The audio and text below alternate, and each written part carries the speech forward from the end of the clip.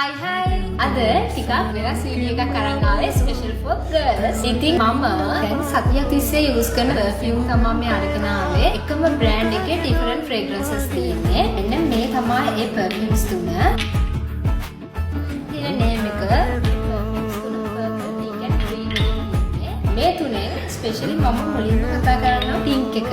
මේ pink perfume එක ඇත්තටම මාරම floral. ඒ කියන්නේ මේක නිකන් ස්ප්‍රේ කරාට පස්සේ මලක් වගේ මට තේරෙන්නේ මම මලක් කියලා ඒක මොකද ඉච්චර සුවඳයි මගේ ළඟ.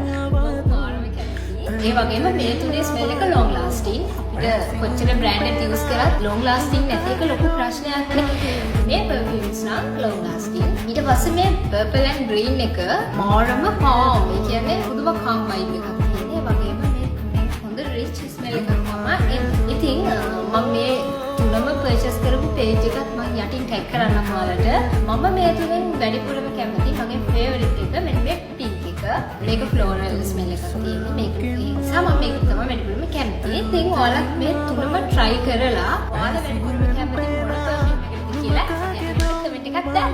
එහෙනම් මම ඉතින් bye bye.